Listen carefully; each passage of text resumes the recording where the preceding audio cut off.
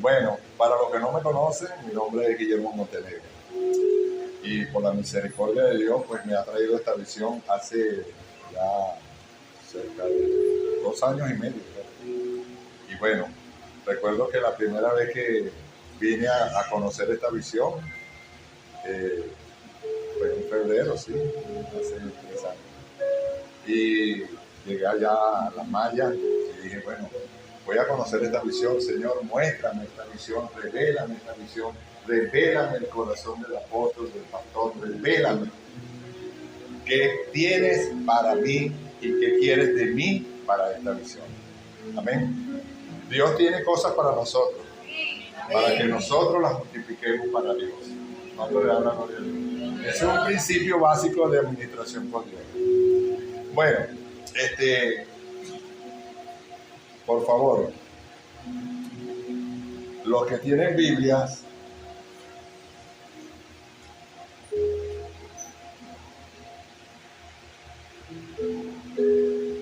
por favor, para que me coloques en los caracteres, mi hermano. Apocalipsis 20, versículo 6. Vamos a leer la palabra. Amén.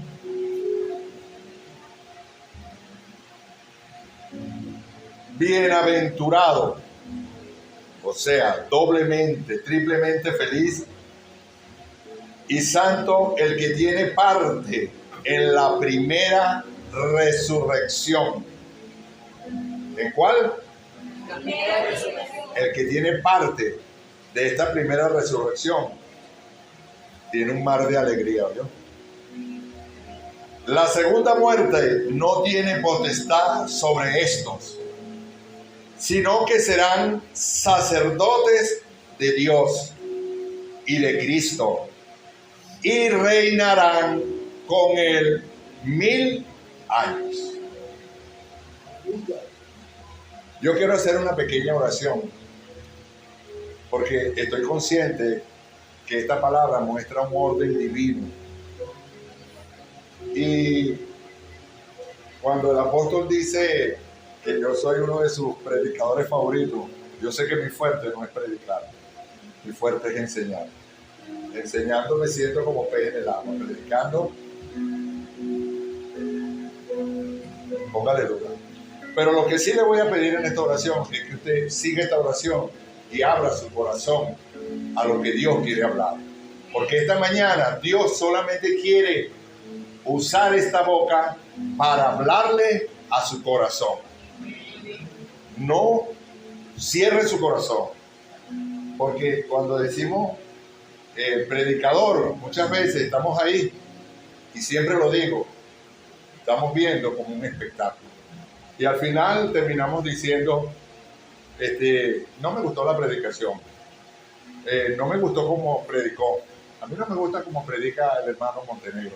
A mí, o sea, termina viendo que el espectáculo no le gustó. Pero no dice, oye, qué bueno,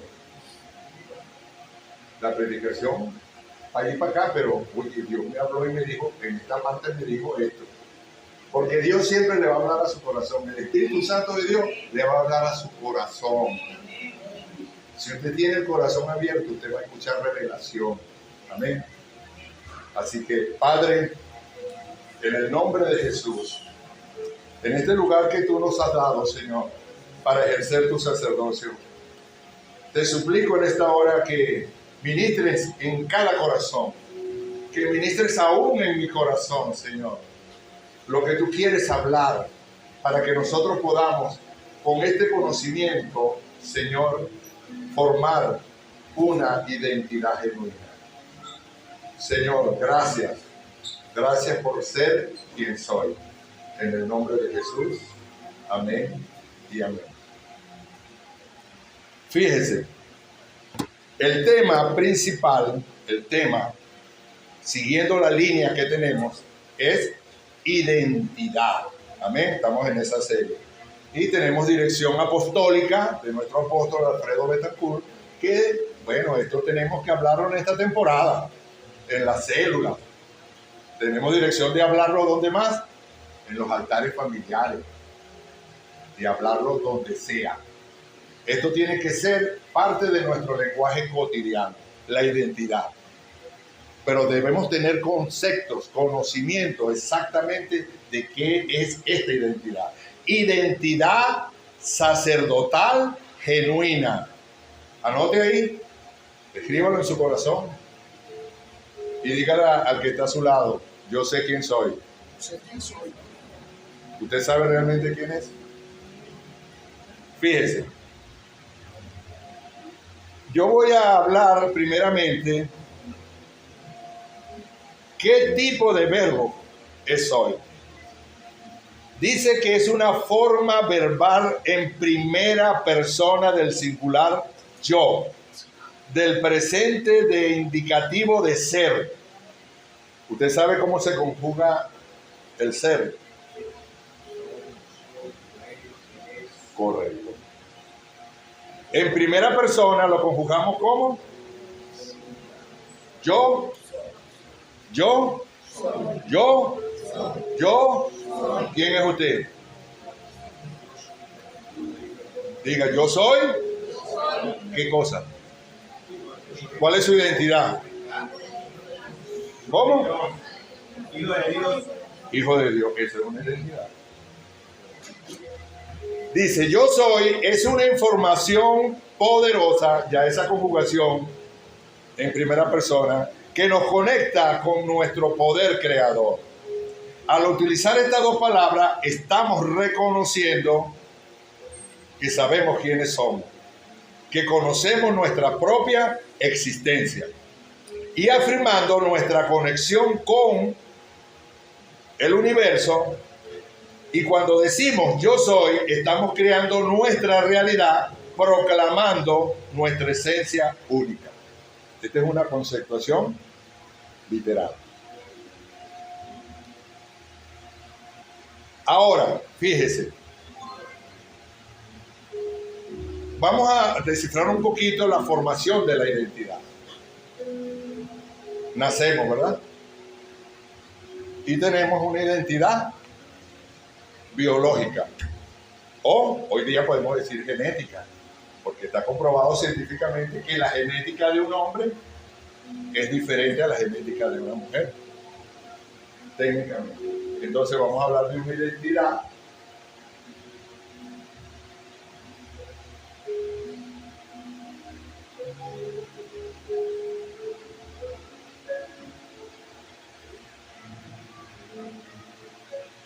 ¿está bien escrito? ¿Se ve bien?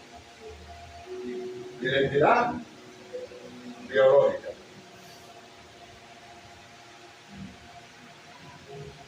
Ok, vamos a hacerlo así. Biológica. ¿Cuál es nuestra identidad biológica? ¿Ah? La Biblia dice, varón y hembra los creó. Ahí está. O sea, nosotros nacemos ya de parte de Dios con una identidad. Amén. Luego nacemos y prácticamente hoy día lo sacan el mismo día, hacer la partida de nacimiento en algún hospital. O sea, como sea, en un momento que ustedes lo van a presentar. A Jesús lo presentaron al octavo día. Lo circuncidaron y le dieron su chapa. Ahora, vamos a llamar a esto una identidad legal. Se está conformando nuestra identidad, ¿cierto? Bueno, vamos a hablar de esto. Varón y hembra.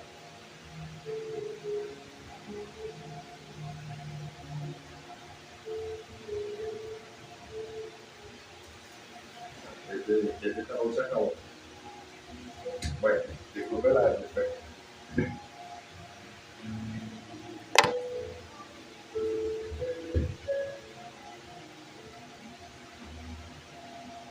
Esto es cuando nosotros nos dan una partida de nacimiento, nos estructuran una partida de nacimiento, una cédula de identidad. Nosotros hacemos por lo menos la partida de Guillermo Montero, dice, el día 25 de junio se fue presentado un niño varón, dice así, partida de nacimiento, no sé cómo la sacan ahora, un niño varón. cuyo padre le pone por nombre Guillermo Antonio Montenegro.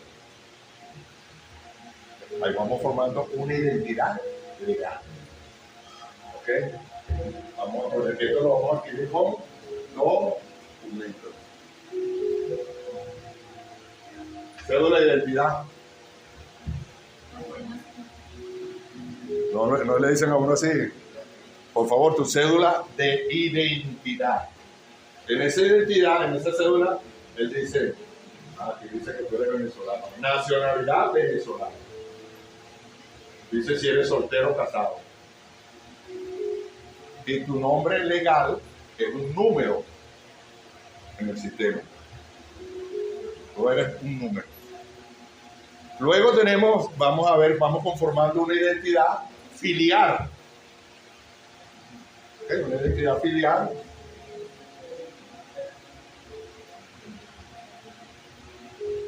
Nos dice,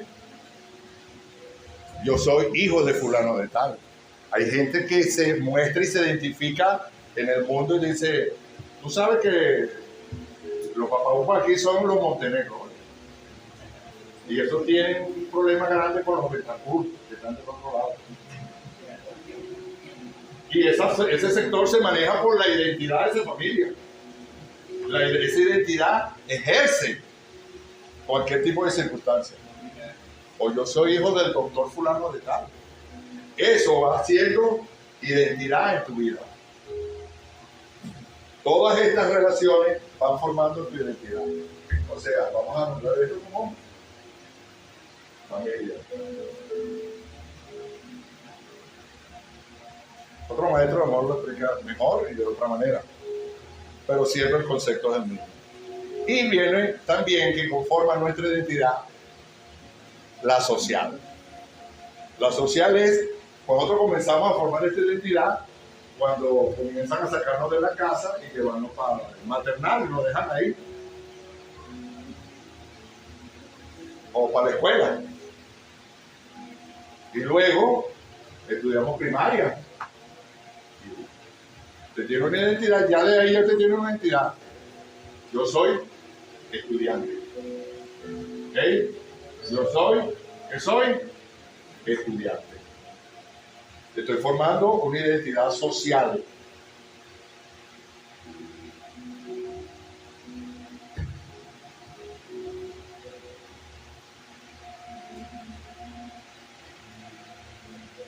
Y luego salgo de primaria y voy a seguir estudiando. Y luego termino secundaria. ¿Dónde está mi hermano Gustavo? Gustavo, ¿ya terminaste la contaduría? Ya está formando una identidad. Un día más adelante va a decir, yo soy. ¿Quién soy? ¿Quién eres tú, Gustavo? Soy un contador de la República. Wow. Identidad, se le ronca el mambo. ¿Sí o no? Entonces, la identidad social la formamos ¿en dónde? En la educación. Diga conmigo, educación.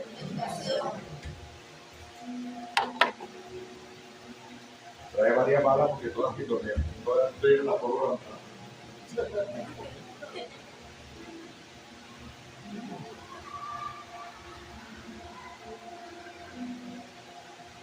Educación. Bien sea que la adquirimos o no la adquirimos. Amén. Esto va a formar una identidad en nuestras vidas.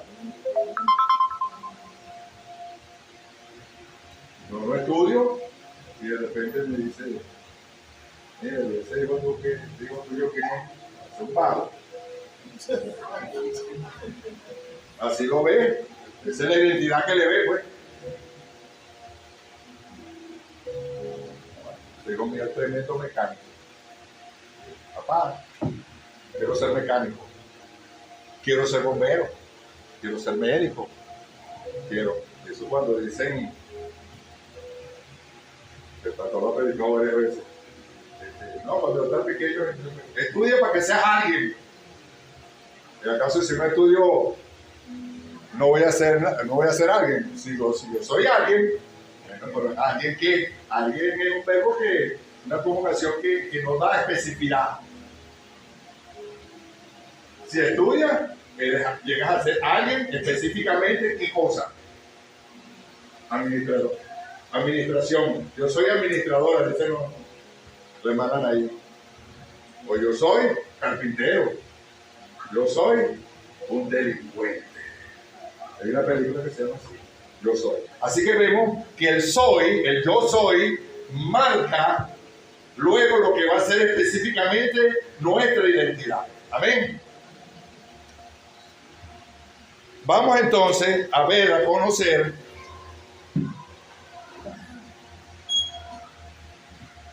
a un hombre. Un hombre que fue 100% hombre y 100% Dios. Un hombre que dio la vida por nuestros pecados. ¿Y cuál es su nombre? Jesús. ¿Cuál es su nombre? Jesús. Vamos a colocar en pantalla, por favor, mi hermano, Hebreos 3, 1 y luego pasamos al 2. Tome nota, porque aquí vamos a ver, vamos a comenzar a conocer la identidad de este hombre. Hebreos 3, versículo 1. Por tanto, hermanos santos, ¿cuántos son aquí hermanos santos? Diga, yo soy un hermano santo. Participantes del llamamiento celestial. Considera al apóstol y sumo sacerdote de nuestra profesión, Cristo Jesús. ¿A quién es que tenemos que considerar? Debemos considerar, evaluar, tomar en cuenta a este apóstol y sumo sacerdote que es Jesús. O sea, aquí la palabra nos invita a que nosotros conozcamos realmente quién es este hombre, que conozcamos esa identidad.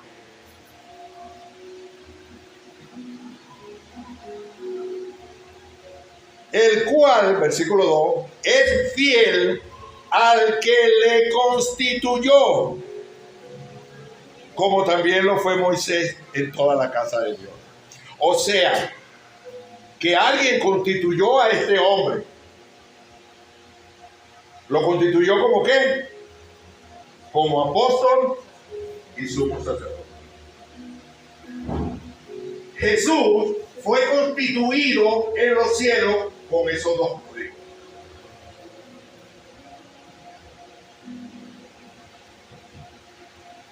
Fue constituido como apóstol. Y dice que tomemos en cuenta esto, que analicemos esto. A este apóstol, a este enviado, fue enviado de los cielos, como dice la palabra, por amor. Envió a su Hijo unigénito para que diera la vida por nosotros. Entonces, aquí nos invita a que debemos considerar, analizar, tomar en cuenta esto. El Señor Jesús fue enviado con una vida y un propósito. El propósito de 100% como hombre y de 100% como Dios. Pero este hombre tenía que ejercer el propósito del hombre, 100% hombre. En Efesios 3:11 podemos confirmar que los propósitos de Dios son eternos, que están planificados. Cuando el primer Adán le falla, él prepara ya tiene listo el segundo Adán. El primer Adán, un alma viviente, se fue por el alma, por la carne, por el gusto. Le gustó la fruta. Pero el segundo Adán es alma, es espíritu vivificante. Y dice así, Efesios 3:11, conforme al propósito eterno que hizo en Cristo Jesús, nuestro Señor. Él hizo. Y Jesús viene como hombre, como ser humano, ya con ese código, con ese propósito. Vamos a ir al principio de esta vida.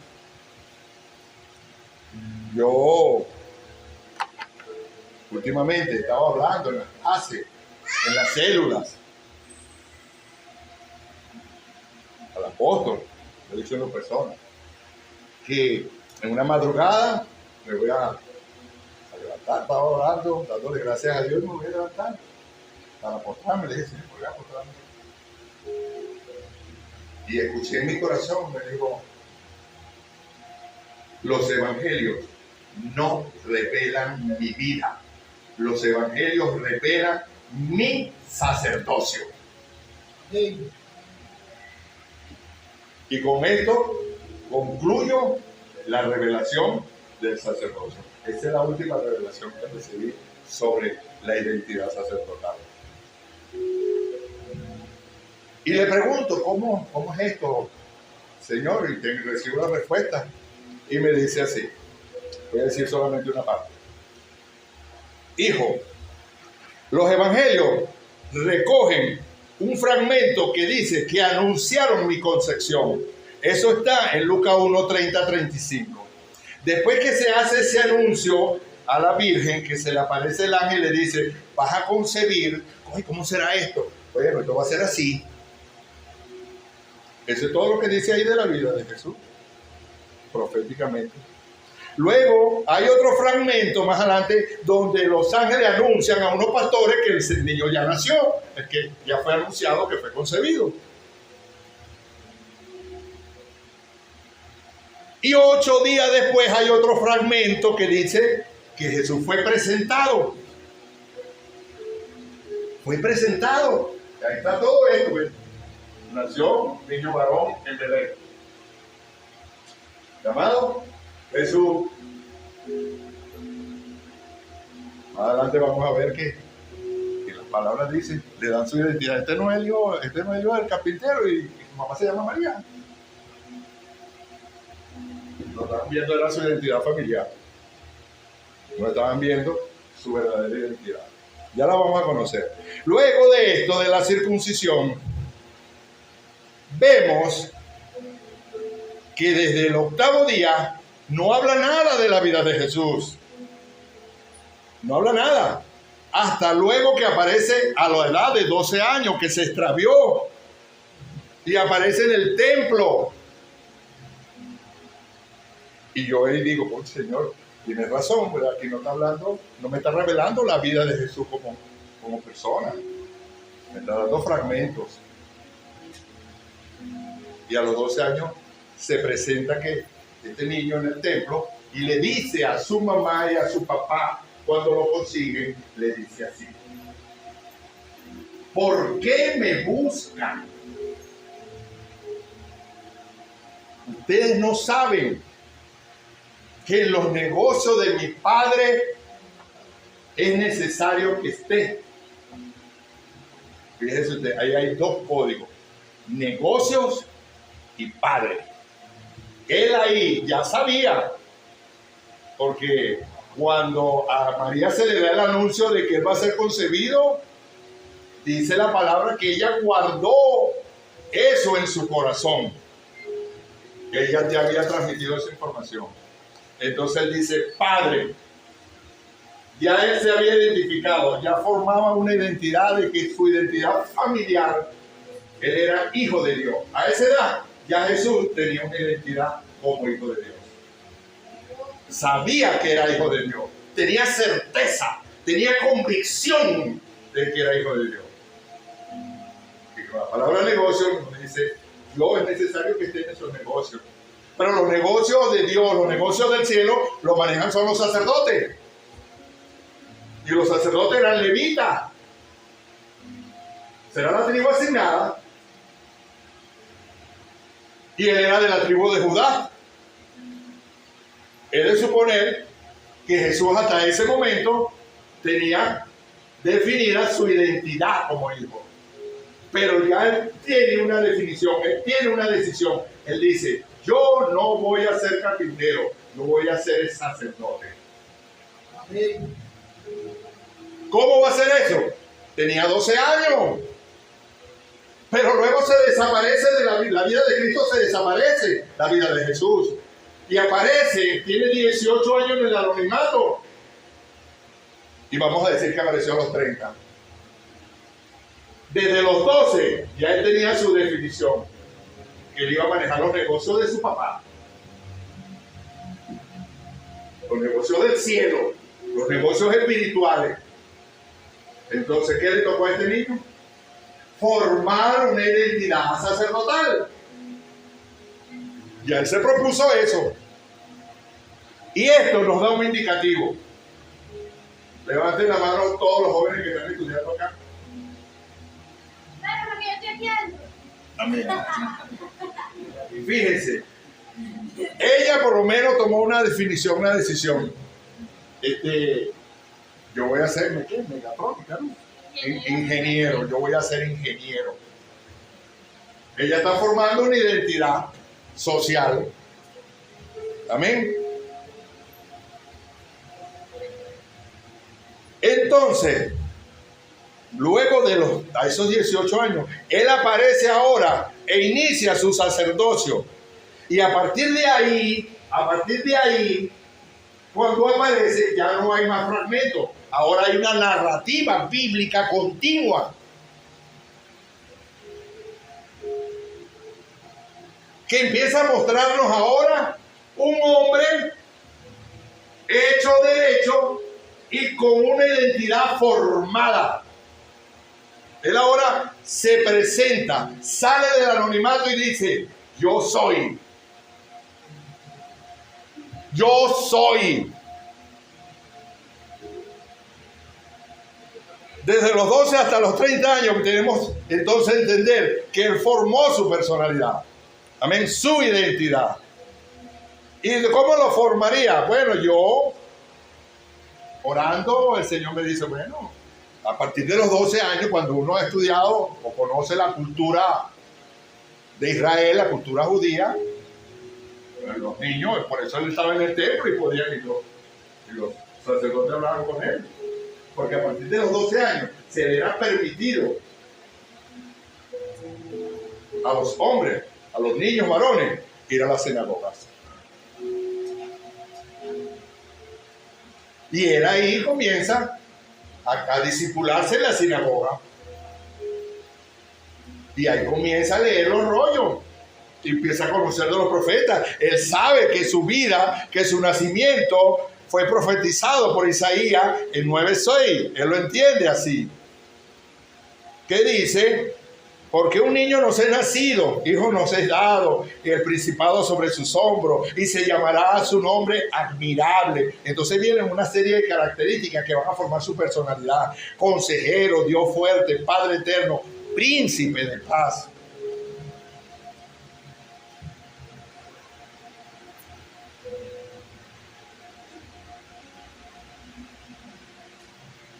Él pudo entender todo esto y inclusive pudo entender a través del estudio de las revelaciones, porque él por todos lados dice, yo no le enseño nada que Dios no me haya enseñado a través del estudio, la capacitación, de las profecías y de las revelaciones en su intimidad con Dios.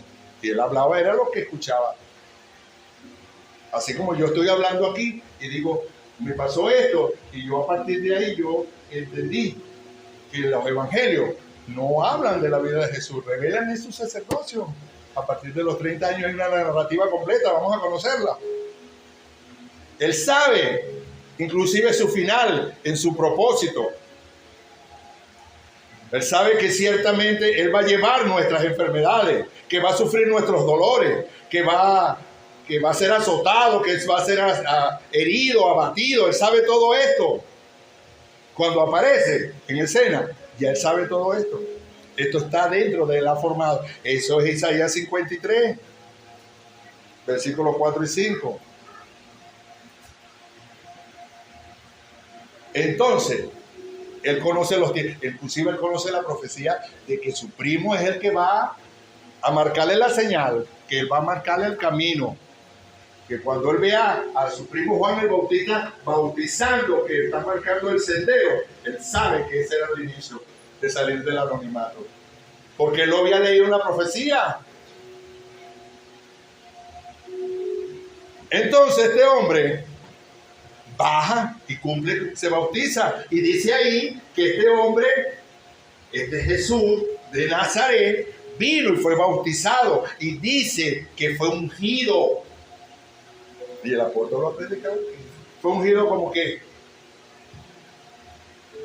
los hombres los ungían reyes o los ungían sacerdotes. Entonces él vino y presentó su identidad delante de Juan. Y Juan lo reconoció.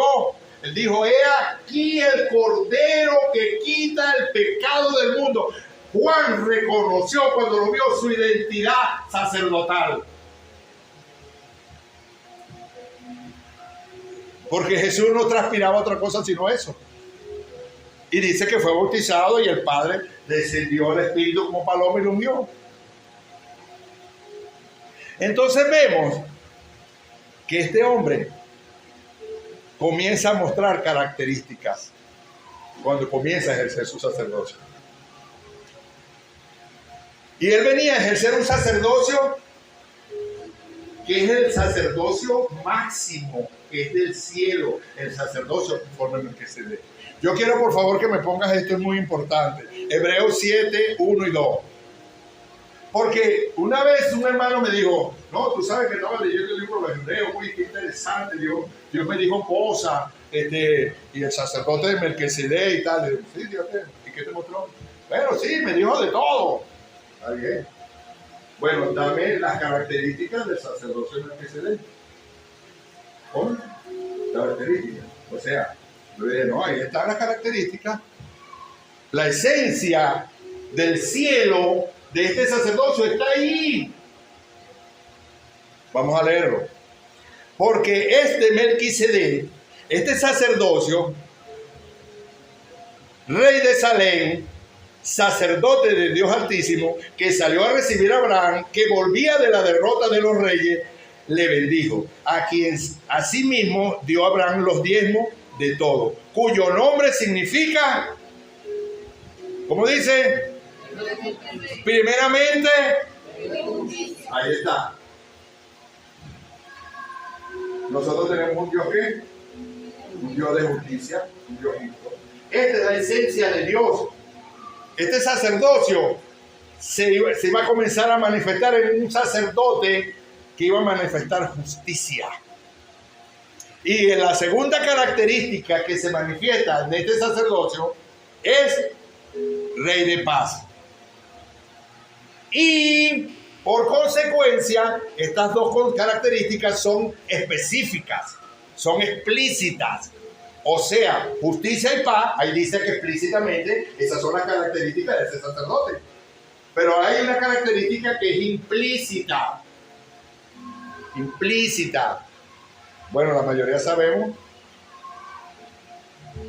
que lo implícito está señalado por referencias de paz de lo explícito. Por ejemplo, aquí hay una enseñanza implícita. ¿Cuál es? Otra característica del sacerdote es su autoridad. ¿Y qué palabra nos dice a nosotros implícitamente que esa es una característica? Porque esa es una característica de un rey. ¿Sí o no? Sí. Implícito. Yo estaba dando hermenéutica en segundo nivel.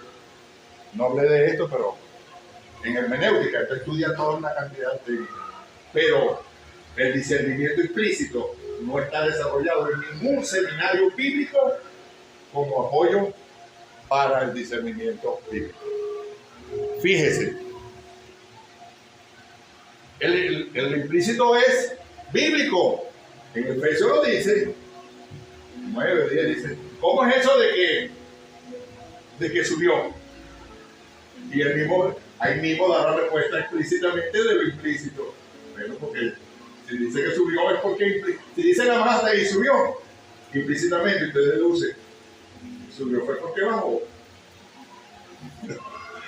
Ahí enseña que lo implícito es bíblico.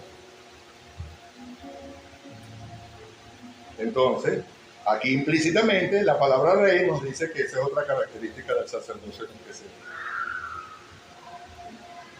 Ahora, Jesús, cuando comienza a manifestar su sacerdocio, Él comienza, él habla de sus características.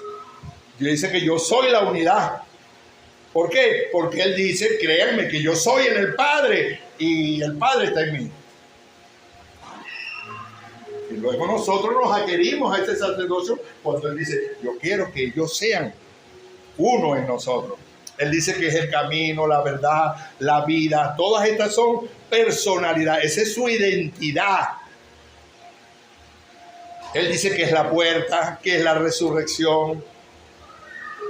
Ahora Jesús presenta su identidad y su sacerdocio. Fíjese, Lucas lo especifica casi cronológicamente. Dice que él se bautizó, que comenzó a caminar y predicaba en la sinagoga, pero él dice que él presenta su identidad en su pueblo Nazaret.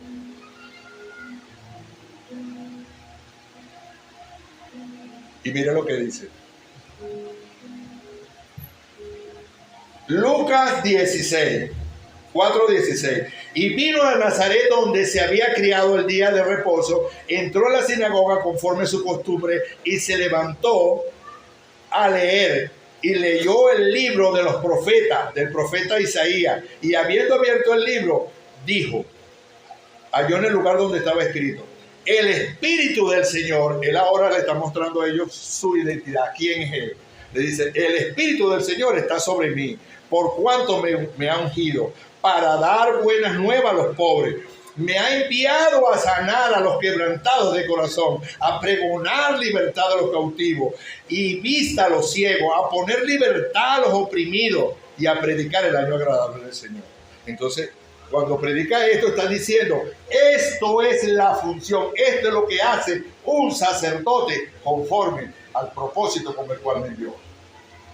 Yo vengo como apóstol y sacerdote, y esto es lo que vine a hacer. Lo dijo el profeta y ahora ustedes lo van a ver manifiesto. Entonces enrolló el libro y lo cerró. Le dio y se sentó. Y los ojos de todos estaban en la sinagoga, estaban fijos en él. Y comenzó a decirle, hoy se ha cumplido esta profecía. Y ellos refutan eso. Dicen, en el versículo de Mateo 13 lo recoge de esta manera. En el versículo Mateo 13, 55, dicen así. Pero yo no reconozco, no veo esa identidad. Yo veo aquí al hijo del carpintero. Entonces hay una pregunta que dice, ¿y no se llama su madre María y sus hermanos son Jacobo, José, Simón y Judas? ¿Y no están todas sus hermanas con nosotros? ¿De dónde este hombre tiene estas cosas? ¿De dónde las tiene? Formó su identidad.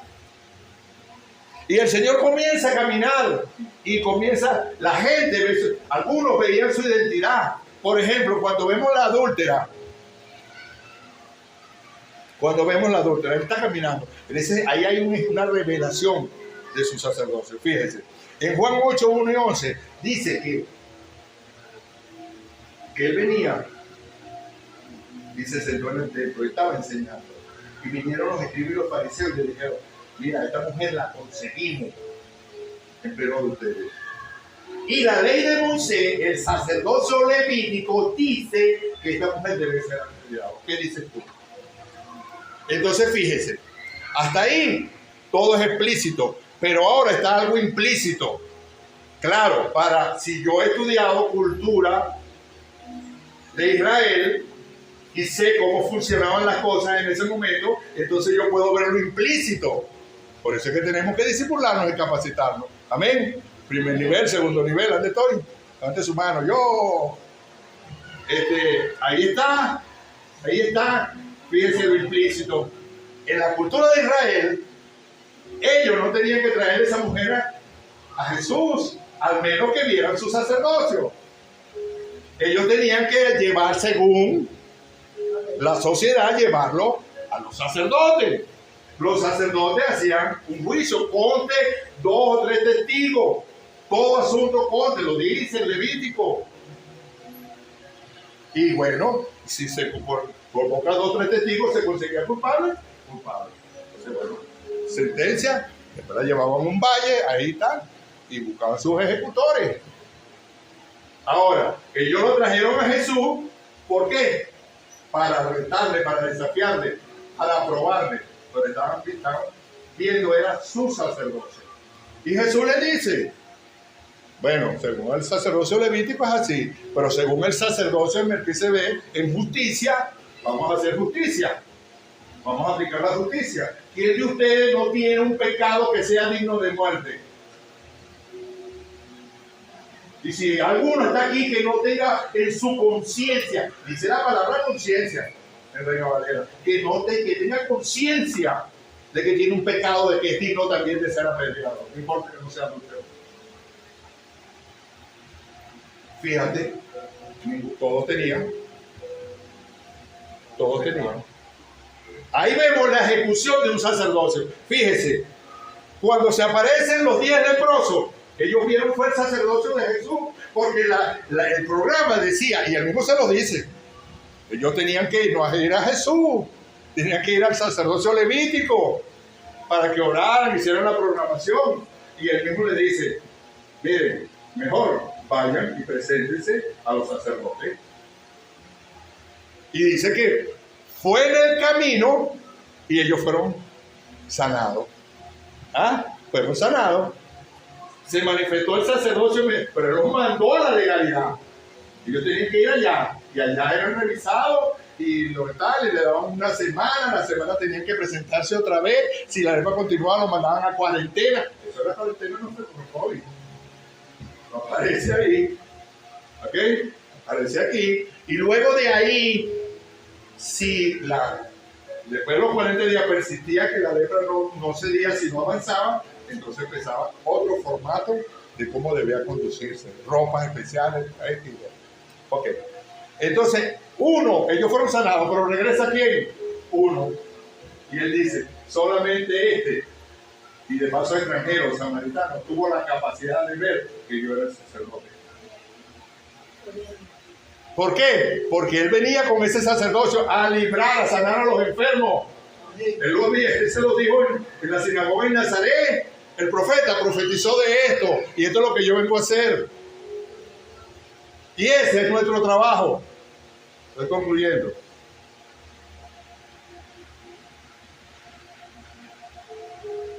La samaritana. Ahí en la samaritana hay algo importante. Cuando Jesús, hay muchas cosas, sacan mensajes de todo tipo, que si el marido, pero ahí yo todavía no lo he visto.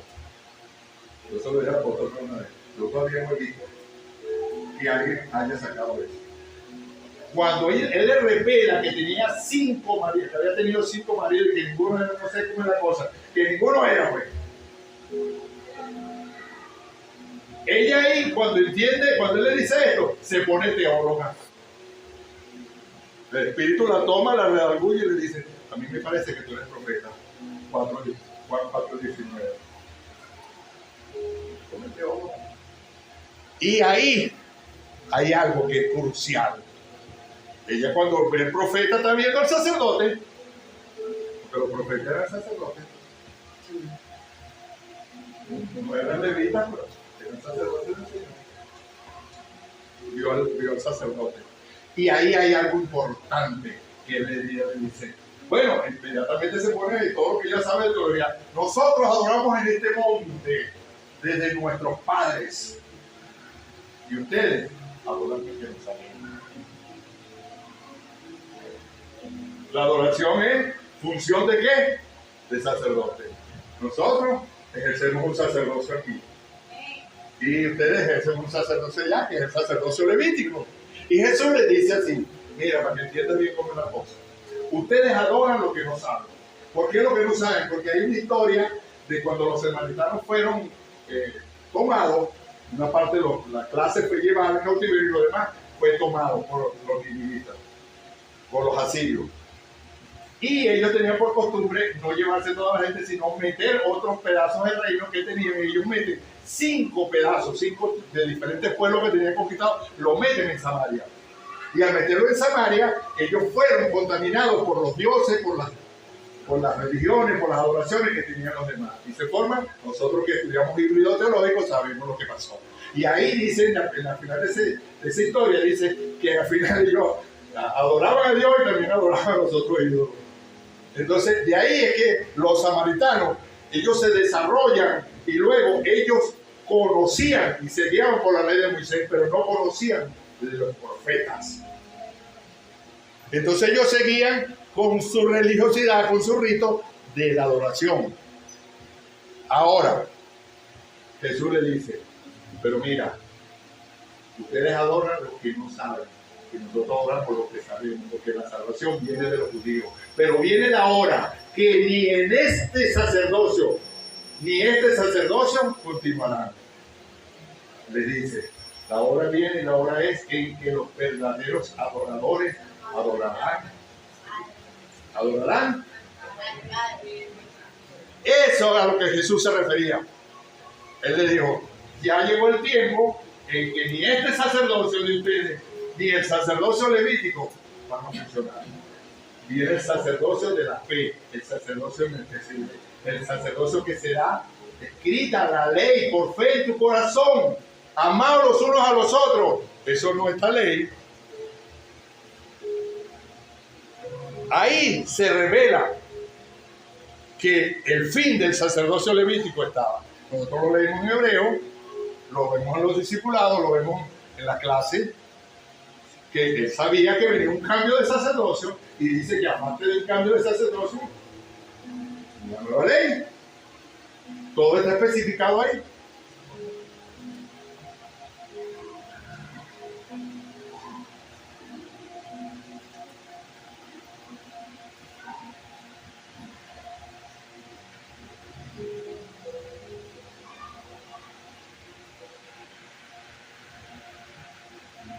Fíjense, muchas veces no vemos las cuestiones implícitas. Yo quiero aclarar de esto porque, fíjense,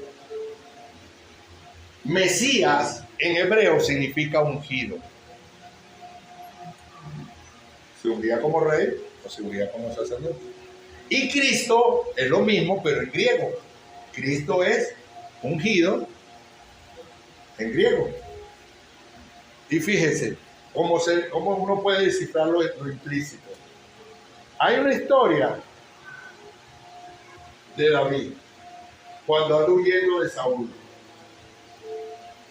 Cuando él anda huyendo de Saúl, dice la historia que él estaba en una cueva con sus hombres en lo oscuro. Y dice que entró Saúl.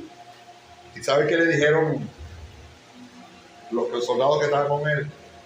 Mira, este es el momento, este es el tiempo del cual Dios te habló. O sea, le dicen a David que ya yo había hablado, que le iba a poner esa mantequilla ahí para que ejecutara a Saúl. Y él le dice, Dios me libre que levante la mano contra el ungido, porque fue Jehová el que lo ungió. ¿Y lo ungió como qué? Como rey. O sea, cuando él dice ungido ahí, ellos entienden que está hablando de él. Implícitamente está hablando de qué? Del rey, porque todos sabían que él era un ungido como rey, y él era un ungido. Cuando dice aquí ungido, él es ungido, usted implícitamente sabe que está hablando de un sacerdote, que está hablando de Jesús con su identidad sacerdotal. ¿Cuánto le dan la gloria a Dios? Fíjense, hubo un tiempo donde Jesús sanó un ciego y luego se presenta una controversia. Y los judíos agarran el hombre que fue sanado y le dicen que llaman una escaramuza y llaman a los padres, bueno, tiene edad para que digas quién fue el que lo sanó, y se presenta una cuestión. ¿Y sabe qué? Que ellos dicen, cuando dicen así que, bueno, él tiene edad, pues ellos se barajaron. ¿Sabe por qué? Porque los judíos ya habían, los sacerdotes levitas, ya habían determinado que todo aquel que reconociera que Jesús era el Cristo, que Jesús era un sacerdote, todo aquel que se atreviera que sea expulsado de la sinagoga. Vino la represión sobre la ideología, sobre la identidad de Jesús. Y entonces, eso muestra su ceguera espiritual. Luis, que hablamos allá en la clase. La ceguera, ellos no veían al sacerdote. Y dice aquí, mire, este punto es importante. En Juan 9, 35-38, dice, el 35 dice así: oyó Jesús que le habían expulsado. ¿Por qué le habían expulsado? Porque él había reconocido que Jesús El sacerdote lo había sanado. Reconocía a Jesús como sacerdote, pero él presenta su duda. Dice: oyó Jesús que le habían expulsado, y hallándole le dijo, esto fue después: ¿crees tú en el Hijo de Dios? Y respondió él y dijo: ¿quién es, Señor, para que crea en él? Y Jesús le dijo: pues le has visto, el que habla contigo, él es. Él es. Y entonces él terminó de ver el sacerdocio y le dijo: creo, Señor, y le adoró. Amén. Entonces, con estas cosas, con estos códigos, el Señor no ha querido otra cosa sino decirnos esto. Jesús vino a enseñar, a ejecutar primeramente, y a enseñar, a discipular sacerdocio. El discipuló fueron sacerdotes. Los enseñó y los entrenó. Y cuando les dice: vayan y discipulen a todas las naciones, a toda la cultura, lleven esta cultura, enseñen a los que crean en mi nombre que formen su identidad como sacerdotes. Nosotros estamos llamados a ser discípulos sacerdotales. Estamos formando una identidad sacerdotal.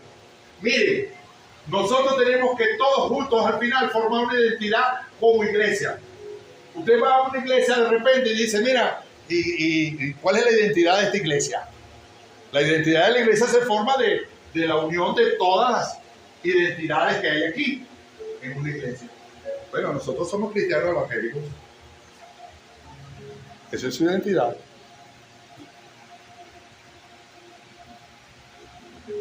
Pero no tienen esa visión. No se les ha revelado esto. Que Jesús en los evangelios narra es cómo se prepara, cómo se capacita, cómo se entrena a un sacerdote y cuáles son las características que tienen que estar en él. Jesús dice: Padre, así como tú me enviaste, ¿cómo lo envió? Hebreos 3:1-2, ¿cómo lo envió? Como apóstol y sumo sacerdote, con un propósito. Ese es su propósito. Y dice en el 2 que él fue fiel a ese propósito. Él cumplió ese propósito, discipuló sacerdote. Como apóstol, desarrolló el don y estableció la iglesia de Cristo. Amén. Entonces, no nos toca otra cosa a nosotros que simple y llanamente entender esto. Así como tú me enviaste, Padre, yo los envío a ellos. Amén. ¿Nos envió cómo? Dice Efesios en nuestra visión que Él nos constituyó como apóstoles, profetas, evangelistas, pastores y maestros. Nos constituyó un sacerdocio. Dios lo constituyó a Él y Él nos constituyó a nosotros. ¡Amén!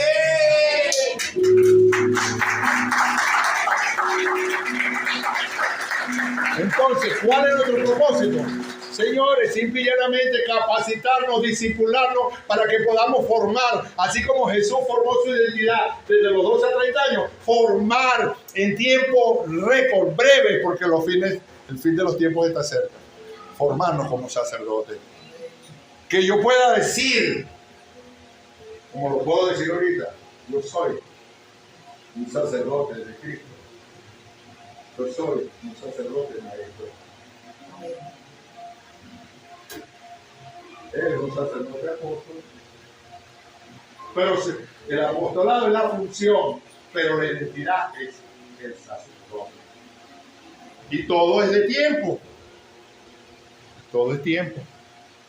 Estamos en tiempo de ser sacerdote. Fíjese esa identidad, pastor. Cuando Jesús, para concluir ya, cuando Jesús hizo el milagro de los 5,000, lo empezaron a buscar y él cruzó y fueron los consiguieron del otro lado. ¿Y sabe qué? Él le dijo: ustedes me buscan por la comida. Pero dice, hay una parte anterior que dice así. Pero Jesús, como sabía que querían agarrarlo para constituirlo rey, él sabía que él era rey y sacerdote. Nosotros venimos con una genética del cielo para reyes y sacerdotes. Pero en este tiempo nosotros tenemos que ejercer es la identidad sacerdotal. Y dice la palabra que nosotros tenemos que entender esto y enseñarlo a la gente, liberarlos y enseñarlos que no van a morir. Ninguno de nosotros morirá. Nosotros simplemente nos separamos de este cuerpo, y vamos con el Señor. Vamos con el Señor. Pero luego volvemos al cuerpo espiritual que Dios tiene preparado para nosotros. Estamos muertos mientras estamos con el Señor. Estamos vivos. Regresamos al cuerpo. Y dice que resucitaremos. Y entonces seremos sacerdotes y gobernaremos. Entonces sí seremos reyes. Seremos autoridad sobre toda la tierra. Vamos a orar.